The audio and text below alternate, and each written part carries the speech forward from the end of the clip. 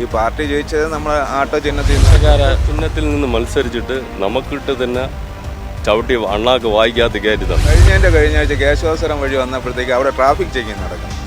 പറഞ്ഞു തരുന്നില്ല 10 മിനിറ്റ് മുമ്പ് എൻ്റെ ക്യാമറ ഫോട്ടോ 250 രൂപ ഫൈൻ. സമയത്തും കോൺഗ്രസ് ഭരണത്തിൽ ഇരുന്ന സമയത്ത് ഇങ്ങനെ ഒരു ദ്രോഹം ഉണ്ടായിട്ടില്ല. ഓട്ടോ പോരെന്ന് പറയുമ്പോൾ ഒരു പുച്ഛം പോലെയാണ് കാണുന്നത്. പെട്ടെന്ന് ഫോട്ടോ എടുക്കുക, അസഭ്യ പറയുക, അങ്ങനെ ഇതൊക്കെയാണ്. ഗണേഷ് കുമാർ സാറിന് എന്തായാലും കാര്യങ്ങൾ മനസ്സിലാവും, ചെയ്യും എന്നുള്ള പ്രതീക്ഷയുണ്ട്. നമുക്ക് നല്ലൊരിതായിട്ട് കിട്ടും.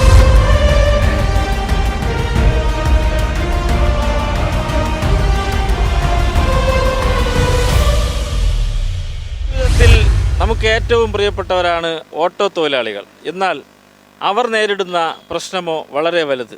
ജനാഭിപ്രായങ്ങളിലേക്ക് ചേട്ടാ ഒരു കാര്യം ചോദിച്ചോട്ടെ, ഇപ്പോൾ തലസ്ഥാനത്ത് അല്ലെങ്കിൽ തലസ്ഥാനം വിട്ടുള്ള ഏരിയയിലൊക്കെ ജനങ്ങളോടൊപ്പം ഏറ്റവും അടുത്ത് നിൽക്കുന്ന ഒരു വിഭാഗമാണ് നിങ്ങൾ ഓട്ടോ തൊഴിലാളികൾ. അപ്പോൾ നിലവിൽ നിങ്ങളുടെ എന്തെങ്കിലും പ്രശ്നങ്ങളുണ്ടോ സർക്കാരിൻ്റെ മുന്നിലോട്ട് വയ്ക്കും?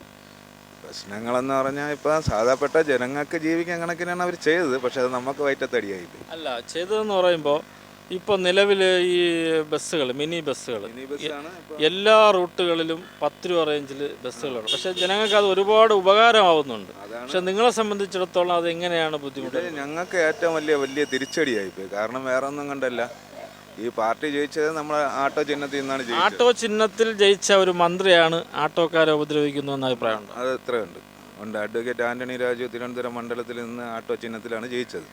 ജയിച്ചിട്ട് അവർ തന്നെ 10 രൂപ ബസ് ഇറക്കി ആട്ടോ പോകുന്ന മുടിക്കിനകത്തവരെ ഇട്ട് പോയാൽ പിന്നെ നമ്മളെ പോലുള്ളവർ എന്ത് ചെയ്യാൻ പറ്റും? ഇനിയിപ്പം ഗണേഷ് കുമാറിന് ഒരു ഗണേഷ് കുമാർ നിങ്ങൾക്ക് വേണ്ടിയിട്ട് എന്തെങ്കിലും സഹായിക്കുമെന്നൊരു പ്രതീക്ഷ ഉണ്ടോ? ഉറപ്പായിട്ടും ഉണ്ട്. ഇനി വന്ന് കാണാം. ഗണേഷ് കുമാറിനെ കണ്ടായിരുന്നോ നിങ്ങൾ? നേരിട്ട് കണ്ടില്ല, നേരിട്ട് കണ്ടായിരുന്നു. നമ്മളെ AKG സെൻറ്ററിൻ്റെ അവിടെ ഈ സത്യപ്രതിജ്ഞയ്ക്ക് 2 ദിവസത്തിന് മുമ്പേ ഒരു ന്യൂസ് ചാനലിൽ ഇങ്ങനെ സംസാരിച്ചുകൊണ്ടിരിക്കുന്ന റോഡ് സൈഡ് അതങ്ങനെ കണ്ടായിരുന്നു. ഇല്ല പറഞ്ഞില്ലായിരുന്നു. നമ്മൾ മനസ്സറിഞ്ഞ് പ്രവർത്തിക്കുമെന്നാണ് വിശ്വാസം. പൊതുവേ പിന്നെ തൊഴിലാളികളോടും ജനങ്ങളോടുമൊക്കെ പൊതുവെ നല്ലൊരു സമീപനം വെച്ചുകൊണ്ട് അഴിമതിക്കാരനല്ലാത്ത ഒരു മന്ത്രിയാണെന്നൊക്കെ പൊതുവിൽ ജനങ്ങൾ പറയുന്നുണ്ട്. അതിൽ നിങ്ങൾക്ക് എന്തെങ്കിലും ഒരു പ്രതീക്ഷ ഉണ്ടോ? ഇല്ല, പ്രതീക്ഷയേ ഉള്ളൂ, പ്രതിഷേധമില്ല. പ്രതീക്ഷയേ ഉള്ളൂ. കാരണം വേറെ ഒന്നും കൊണ്ടല്ല, ഞങ്ങളെ പോലുള്ളവരെ സർക്കാർ ഗവനിക്കുന്നില്ലെന്ന് അർത്ഥം. ഒന്നാമത്തെ കാര്യം, മാസാവസാനമാകുമ്പോൾ പോലീസ് ചെക്കിങ്, പിന്നെ AI ക്യാമറ, പിന്നെ മുടുക്കിനകത്തിരുന്ന് ക്യാമറയിൽ ഫോട്ടോ എടുക്കുക. ഇപ്പോൾ ഈ വണ്ടി ബുക്കും പേപ്പറും എല്ലാം ക്ലിയർ ഉള്ള വണ്ടിയാണ്. കഴിഞ്ഞ ആഴ്ച കേശവാസരം വഴി വന്നപ്പോഴത്തേക്ക് അവിടെ ട്രാഫിക് ചെക്കിങ് നടക്കുന്നു. പറഞ്ഞു തരുന്നില്ല 10 മിനിറ്റ് മുമ്പ് എൻ്റെ ക്യാമറ ഫോട്ടോ 250 രൂപ ഫൈൻ. ഞാൻ എന്തിനാണ് അടയ്ക്കേണ്ട 250 രൂപ? ഇപ്പോൾ സർക്കാരിന് അത് ഞാൻ ഫ്രീ ആയിട്ട് കൊടുക്കുമ്പോൾ അതിനേക്കാൾ എൻ്റെ അടുത്ത് ചോദിച്ച് ഞാൻ കൊടുക്കാം. എനിക്കതേ പറയാനുള്ളൂ.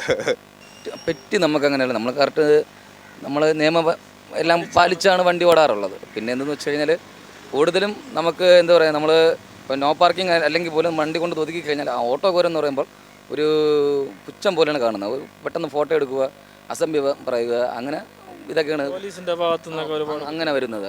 ഉദാഹരണം എന്ന് വെച്ച് കഴിഞ്ഞാൽ ഈ പാളയം നമ്മളെ മുസ്ലിം പള്ളിയുടെ ഫ്രണ്ട് വെച്ച് തന്നെ എൻ്റെ വണ്ടി ആക്സിഡൻ്റ് ആയിരുന്നു. അപ്പോൾ ഞാൻ വന്നു, എൻ്റെ വണ്ടി എല്ലാ പേപ്പറും കറക്റ്റായിട്ടുള്ള പേപ്പർ, പുതിയ വണ്ടി ഇറക്കി നമ്മൾ ഇവിടുത്തെ ഈ കൺട്രോൾമെൻറ്റ് സ്റ്റേഷനിൽ വന്നപ്പം തന്നെ എൻ്റെ അടുത്ത് പറഞ്ഞ വാക്കുകളൊന്നും പുറത്തു പറയാൻ പറ്റത്തില്ല. ആ രീതിക്കുള്ള ഇതിലാണ് എൻ്റെ സംസാരിച്ചത്. പക്ഷേ വണ്ടിക്ക് ഇൻഷുറൻസും കാര്യങ്ങളും എല്ലാം ഉണ്ടായിരുന്നു. നിയമപരമായിട്ടുള്ള ഞാൻ പറഞ്ഞായിരുന്നു, ആ കാർ ഓടിച്ച ആൾ മൊബൈലും യൂസ് ചെയ്തിട്ടുണ്ട്, ഡ്രൈവ് ചെയ്യുന്ന സമയത്ത് മൊബൈൽ യൂസ് ചെയ്തിട്ടുണ്ട്, മദ്യമം കഴിച്ചിട്ടുണ്ട്. എന്നിട്ട് ഞാനിത് ചെക്ക് ചെയ്യാൻ പറഞ്ഞിട്ട് പോലും അത് നോക്കിയില്ല, ഒരു മെഡിക്കൽ എടുക്കാൻ പറഞ്ഞിട്ട് പോലും നോക്കുന്നില്ല. ഞാനവിടെ ചെന്ന് ഇറങ്ങടാന്ന് പറഞ്ഞ് എന്നെ ആട്ടി പായിക്കുക ചെയ്തു. പൊതുവെ ഈ ഓട്ടോ തൊഴിലാളികളോട് പിന്നെ പോലീസും അധികാരികളും ഒരു അവഗണന കാണിക്കുന്നു തോന്നുന്നുണ്ടോ? പോലീസ് എന്ന് പറയുമ്പോൾ എല്ലാവരും അങ്ങനെയല്ല, ചില ആൾക്കാർ ചില വ്യക്തികൾക്ക് വേണ്ടി അങ്ങനെ ചെയ്യാറുണ്ട്. അത് മാത്രമേ ഉള്ളൂ, വേറെ വലിയ. മറ്റൊരു കാര്യം ചോദിച്ചോട്ടെ, ഈ പിന്നെ മിനി ബസ്സുകൾ അല്ലെങ്കിൽ ഇലക്ട്രോണിക് ബസ്സുകൾ 10 രൂപ ടിക്കറ്റിൽ പല ഇടവഴികളിലൂടെയൊക്കെ ഓടുന്നു എന്നൊക്കെ നേരത്തെ ഒരാളൊരു അഭിപ്രായം പറഞ്ഞു.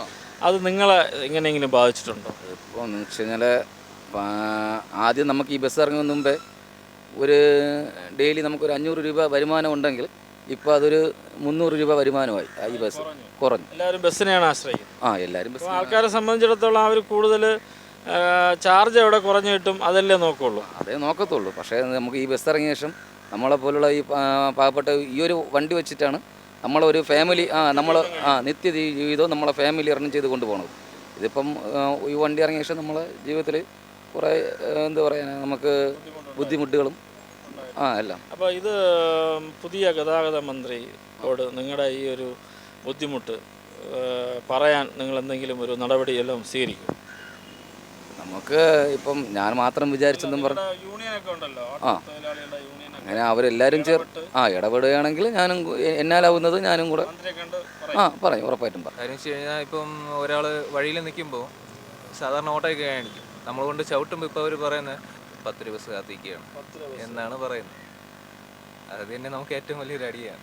അല്ല, ജനങ്ങൾക്ക് മെച്ചപ്പെട്ട സേവനം നൽകുമെന്ന് പറയുന്ന സർക്കാർ നിങ്ങളെയും കൂടെ പരിഗണിക്കേണ്ടതല്ലേ? പരിഗണിക്കേണ്ടതാണ്. പക്ഷേ ഇത് നിങ്ങൾക്ക് കൂടെ തന്നെ നോക്കി അറിയുന്ന വണ്ടികൾ നിരന്ന് കിടക്കുന്നുണ്ട്. കാര്യം വെച്ച് കഴിഞ്ഞാൽ ഓട്ടോ ഇല്ലാതെ വന്നിട്ടുണ്ട്. ഞാൻ തന്നെ ഇപ്പോൾ ഒരിടത്ത് കറങ്ങി അടിച്ച് ഒരു 3-4 കിലോമീറ്റർ കറങ്ങിയിട്ട് വന്ന് കിടക്കുന്നതാണ്. രക്ഷയില്ല. സത്യം പറഞ്ഞാൽ പിടിച്ച് നിൽക്കുന്നത് പറഞ്ഞാൽ ഓൺലൈൻ പ്ലാറ്റ്ഫോമിലാണ് ഇപ്പോൾ നമ്മൾ പിടിച്ച് നിൽക്കുന്നത്. അതുപോലും ഇല്ലാത്ത ആൾക്കാരുണ്ട്. അതാണ് ഇപ്പോൾ നടക്കുന്നത് സത്യം പറഞ്ഞാൽ. അല്ല, ഇത് പുതിയ ഗതാഗത മന്ത്രിയുടെ ശ്രദ്ധയിൽപ്പെടുത്തുന്നു നമുക്ക് പറയാനല്ലേ പറ്റൂ. അതൊക്കെ ചെയ്യുന്ന അവരുടെ ഡ്യൂട്ടിയല്ലേ. എന്തായാലും ഗണേഷ് കുമാർ സാറിന് എന്തായാലും കാര്യങ്ങൾ മനസ്സിലാവും, ചെയ്യും എന്നുള്ള പ്രതീക്ഷയുണ്ട്. നമുക്ക് നല്ലൊരു ഇതായിട്ട് കിട്ടുമെന്ന് അറിയാം. ആ ഒരു പ്രതീക്ഷയുണ്ട്. ആണ്. പിന്നെ ഞാനൊരു പൂന്തുറക്കാരനാണ്. ഞങ്ങൾ പിന്നെ നമ്മളെ ഓട്ടം മേടിച്ചിട്ട് തന്നെ നമുക്കിട്ട് ഓട്ടോ ചിഹ്നത്തിൽ മത്സരിച്ച് ജയിച്ച ഒരാളാണ് ഓട്ടോറിക്ഷക്കാരെ. ചിഹ്നത്തിൽ നിന്ന് മത്സരിച്ചിട്ട് നമുക്കിട്ട് തന്നെ ചവിട്ടി അണ്ണാക്ക് വായിക്കാത്ത കയറ്റി തന്നു. മനസ്സിലായില്ലേ? ഞങ്ങളുടെ കുടുംബങ്ങളെല്ലാം ഇതുകൊണ്ട് ജീവിക്കുന്നതാണ്. ഇത് ഇപ്പം ഓട്ടോറിക്ഷയുടെ വിലയും കൂടുതലാണ്. ആ വില അനുസരിച്ച് ഇപ്പോൾ ഒരു വണ്ടിക്ക് 3 ലക്ഷം രൂപയോളം വിലയുണ്ട്. പക്ഷെ ഒരിക്കലും നമ്മൾ ഇങ്ങനെ ചെയ്യുമെന്ന് വിചാരിച്ചില്ല. അപ്പോൾ പൂന്തുറ നിവാസികൾക്ക് തന്നെ ഏറ്റവും കൂടുതൽ അടിപറ്റിയതാണ്. നമ്മുടെ മന്ത്രി തന്നെ നമുക്കിട്ട് പണി ചെയ്തു. അപ്പം അത് വന്നിട്ട് ഇപ്പം നമ്മുടെ വീട്ടിൽ നിത്യ ചെലവിന് വളരെ ബുദ്ധിമുട്ടിയിട്ടാണ് പോണത്. അപ്പോൾ നേരത്തെ ഇരുന്ന ഗതാഗത വകുപ്പ് മന്ത്രി ഗണേഷ് കുമാർ സാറാണെങ്കിൽ ഇതൊന്നും ചെയ്യില്ല. കാര്യം പാവപ്പെട്ടവരെ ദ്രോഹിക്കില്ല. നല്ല മനുഷ്യനാണ് അദ്ദേഹം. പക്ഷേ ഇദ്ദേഹം നല്ല മനുഷ്യനായിരുന്നു. പക്ഷേ വോട്ട് മേടിച്ചിട്ട് ഈ വേല ചെയ്യും ഞങ്ങൾ ഒരിക്കലും വിചാരിച്ചില്ല. നമ്മുടെ കുടുംബങ്ങളെല്ലാം ഇപ്പം സത്യം പറഞ്ഞു കഴിഞ്ഞാൽ ആത്മഹത്യ ചെയ്യാൻ പറ്റാത്തതുകൊണ്ട്, അതായത് പിന്നെ ആത്മഹത്യ ചെയ്ത് കഴിഞ്ഞാൽ ദൈവത്തിൻ്റെ സാന്നിധ്യം കുറയും. അതുകൊണ്ട് ഉള്ള ജീവൻ കയ്യിൽ പിടിച്ച് എങ്ങനെയെങ്കിലും ഉരുട്ടി ഫൈനാൻസ് അടയ്ക്കണം എന്നുള്ളതാണ്. മാസം 7500 രൂപ ഈ വണ്ടിക്ക് തന്നെ CNG വണ്ടിക്ക് അടയ്ക്കണം. അപ്പം വലിയൊരു ദ്രോഹം. ഇത്രയും നാളും നമ്മുടെ കമ്മ്യൂണിസ്റ്റ് അതായത് ഭരണത്തിൽ ഇരുന്ന സമയത്തും കോൺഗ്രസ് ഭരണത്തിൽ ഇരുന്ന സമയത്തും ഇങ്ങനെ ഒരു ദ്രോഹം ഉണ്ടായിട്ടില്ല. ലോങ് ട്രിപ്പ് വിട്ട് കഴിഞ്ഞാൽ അത്രയും ബാധിക്കില്ലായിരുന്നു. നമുക്ക് ഇട റോഡുകൾ ബൈ റോഡൊക്കെ നമ്മൾ ഓടി 30 രൂപ വെച്ച് കിട്ടിക്കഴിഞ്ഞാൽ ഒരു 100 പേര് കയറി കഴിഞ്ഞാൽ മാത്രമേ ഈ പെട്രോളും പിന്നെ ഇതിൻ്റെ മെയിൻ്റനൻസും കാര്യങ്ങളും മാസം CC അടയ്ക്കാൻ പറ്റും. 2 മക്കളടങ്ങുന്ന കുടുംബത്തിനെ വലുതായിട്ട് ദ്രോഹിച്ച്, ഓട്ടോറിക്ഷക്കാരനല്ല ദ്രോഹിച്ചത്, ഈ കുടുംബത്തിനെയാണ് ദ്രോഹിച്ചിട്ടുള്ളത്. അതിന് പിന്നെ ഇദ്ദേഹം ഇനിയിപ്പം എന്ത് പറഞ്ഞിട്ടായിരുന്നാലും എന്തുമാത്രം കുടുംബങ്ങളെന്നറിയാമോ ഈ കണ്ണീര് കൊണ്ട് ഡെയിലി വീട്ടിൽ പ്രശ്നങ്ങളാണ്. വണ്ടി ഓട്ടമില്ല. ഞങ്ങൾ വീട്ടിൽ നിന്ന് വെളിയിൽ ആരെങ്കിലും ഇറങ്ങിയ പറഞ്ഞാൽ ഞങ്ങളൊരു ഓട്ടോയ്ക്ക് നിന്നിട്ട് കിട്ടുന്നില്ല. സംഭവം എന്തിന് ആ പ്രദേശത്തേക്ക് ഓട്ടം പോയാൽ കിട്ടൂല. അതുകൊണ്ട് അവരാരും പോകത്തില്ല. അപ്പോൾ ഞങ്ങൾ ഏതെങ്കിലും പാസഞ്ചറിൻ്റെ മുമ്പ് കൊണ്ട് നിർത്തി കഴിഞ്ഞാൽ നേരത്തെ വിളിക്കുമ്പോൾ നിനക്കൊക്കെ ഭയങ്കര അഹങ്കാരമായിരുന്നു. ഇപ്പോൾ കണ്ടില്ലേ 10 രൂപ ബസ് വിട്ടിട്ടുണ്ട്. അതിൽ ഞങ്ങൾക്ക് പോയി ഇതൊക്കെ കൊണ്ട് എന്തോന്ന് സൗകര്യം. അവസാനം പിന്നെ കടക്കുമ്പോൾ ഓട്ടോറിക്ഷ കാണുകയുള്ളൂ. എന്നും ഉണ്ടാവണമെന്നില്ലല്ലോ. പക്ഷെ ഇത്ര ഒരു ദ്രോഹം ചെയ്യുമെന്ന് ഞങ്ങൾ ആരും വിചാരിച്ചില്ല. പ്രതീക്ഷയുണ്ട്. ഗണേഷ് കുമാർ സാറിനെ സംബന്ധിച്ചോളം ബാലകൃഷ്ണപിള്ള സാർ ഇരുന്ന സമയത്തും ഇത്രയും ഇത് ഉണ്ടായിട്ടില്ല. പക്ഷേ ഗണേഷ് കുമാർ സാർ നമുക്ക് വേണ്ടിയിട്ട് എന്തെങ്കിലും ചെയ്യുമെന്നുള്ളൊരു വിശ്വാസമുണ്ട്. ഇപ്പം നമ്മൾ സത്യം പറഞ്ഞാൽ നമ്മൾ പിന്നെ ആരെങ്കിലും കൈ നീട്ടുന്നേ ഉള്ളൂ. 10 രൂപ ബസ് വന്നതിന് ശേഷം ഓട്ടോക്കാർക്ക് ഓട്ടോ ഇല്ല എന്ന് പറയും. ഇല്ല, അതിപ്പം ഓട്ടോ പോണ റോഡിൽ 10 രൂപ ബസ് കയറി പോകില്ലല്ലോ. ഓട്ടോക്കാർക്ക് ഓട്ടോ ഉണ്ടാവുന്ന എൻ്റെ അനുഭവം കൊണ്ട് മനസ്സിലാക്കിയിട്ടുള്ളത് ഉണ്ടാവുന്നതാണ്. സർക്കാർ ഇപ്പോൾ ഈ ഓട്ടോ തൊഴിലാളികൾക്ക് വേണ്ടി എന്തെങ്കിലും പുതിയ പദ്ധതികളും എല്ലാം ഉണ്ടാക്കണമെന്നല്ല അഭിപ്രായമുണ്ട്. അഭിപ്രായമുണ്ട് എന്ന് പറഞ്ഞു കഴിഞ്ഞാൽ എന്നറിയാമോ, അതായത് ഈ ഓട്ടോറിക്ഷ യൂണിയനിൽ ഉള്ളവർക്ക് ഇടാൻ പറ്റുള്ളൂ. യൂണിയനിൽ മെമ്പർഷിപ്പ് എടുക്കാത്തവർക്ക് ഒന്നും കിട്ടുന്നില്ലെന്നാണ്. ഒന്നും കിട്ടുന്ന ഇടാൻ പറ്റില്ല. അല്ലെങ്കിൽ എന്ത് വേണം, ഒരു വോട്ടം എടുത്തിട്ട് സിറ്റിക്കകത്ത് ഈ ഏത് ആട്ടോയും ഇവിടോട്ട് സിറ്റി പെർമിറ്റുള്ള ആട്ടോ സിറ്റിക്കകത്ത് ഇവിടോട്ട് ഓടാമെന്നുള്ളൊരു സംവിധാനം ഗവൺമെൻറ് ചെയ്യാൻ അത്യാവശ്യം കേസാണ്. നിലവിൽ സിറ്റി പെർമിറ്റുള്ള ഓട്ടോറിക്ഷ അല്ലേ തിരുവനന്തപുരത്ത് ഓടുന്നത്? സിറ്റി പെർമിറ്റുള്ള വണ്ടിയാണ് വണ്ടികളുണ്ടോ? പുറത്തുനിന്നുള്ള വണ്ടി കാണാൻ ചാൻസ് ഇല്ലല്ലോ. കാരണം KL01 അല്ലേ ഓടുള്ളൂ. പിന്നീട് വേറെ പ്രശ്നം എന്ന് പറഞ്ഞു കഴിഞ്ഞാൽ സിറ്റി പെർമിറ്റുള്ള വണ്ടിയും എല്ലാ സ്ഥലവും ഇടാൻ പറ്റില്ല, ഓരോ യൂണിയനിൽ ചേർന്നല്ലോ. അവരുടെ യൂണിയന്റെ സ്ഥലത്ത് മാത്രമേ വണ്ടി ഇടാൻ പറ്റൂ. ഇല്ല, അങ്ങനെയല്ലേ? ഞാൻ യൂണിയനിൽ ചേർന്നിട്ടില്ല. എനിക്ക് വേണമെങ്കിൽ ഒരു സ്കൂൾ ട്രിപ്പ് ചെറിയ ഒരു കൊച്ചേ ഉള്ളൂ കൊണ്ടാക്കിയിട്ട് ഞാൻ അങ്ങനെ കറങ്ങി ഓടും. പുതുതായിട്ട് ഗണേഷ് കുമാർ ഗതാഗത മന്ത്രിയായിട്ട് കഴിഞ്ഞ ദിവസം സത്യപ്രതിജ്ഞ ചെയ്തു. അപ്പോൾ നിങ്ങൾക്ക് വേണ്ടി എന്തെങ്കിലും മന്ത്രിയുടെ മുമ്പിൽ പറയാൻ പറ്റുന്ന എന്തെങ്കിലും കാര്യമുണ്ടോ? ഞങ്ങൾക്ക് ഇന്ന കാര്യങ്ങൾ ചെയ്യണം എന്നുള്ള ഒരു അഭിപ്രായം പറയാനുള്ളതെന്ന് പറഞ്ഞാൽ ഈ ഒരു കാര്യമാണ് പറയാനുള്ളത്. ചില ആൾക്കാർക്ക് യൂണിയനിൽ ചേർന്നിട്ടില്ല. യൂണിയനിൽ അല്ലാത്തവരെയും സംരക്ഷിക്കണം. കറക്റ്റ്. അവർക്ക് വേണ്ട സഹായം ചെയ്യണം. അവർ പ്രത്യേകിച്ച് എന്ന് പറഞ്ഞു കഴിഞ്ഞാൽ എൻ്റെ സ്റ്റാൻഡ് എന്ന് പറഞ്ഞാൽ പാപ്പനംകോടാണ്. എൻ്റെ വീടെന്ന് വെച്ചാൽ തൃക്കണ്ണാപുരത്താണ്. ഞാൻ ആ സ്റ്റാൻഡിൽ അങ്ങനെ കയറണം. സ്റ്റാൻഡിൽ കയറണമെന്നുണ്ടെങ്കിലും ചേർന്നിരിക്കണം. മനസ്സിലായില്ലേ? അതിൽ മന്ത്രിയുടെ ശ്രദ്ധ പതിയണമെന്നാണ് പറയുന്നത്.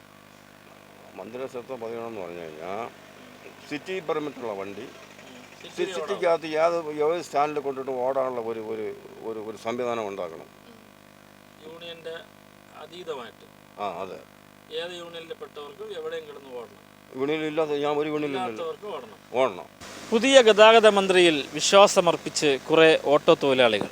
നിത്യജീവിതത്തിൽ ജനങ്ങളുടെ ഭാഗമായ ഓട്ടോ തൊഴിലാളികൾ വിശ്രമത്തിലാണ്. അവർക്ക് ഓട്ടമില്ല. കാരണം അവർ തന്നെ പറഞ്ഞു. മന്ത്രിയുടെ ശ്രദ്ധ പതിയുമോ? കാത്തിരുന്ന് കാണാം. മറ്റൊരു വിഷയവുമായി വീണ്ടും കാണാം.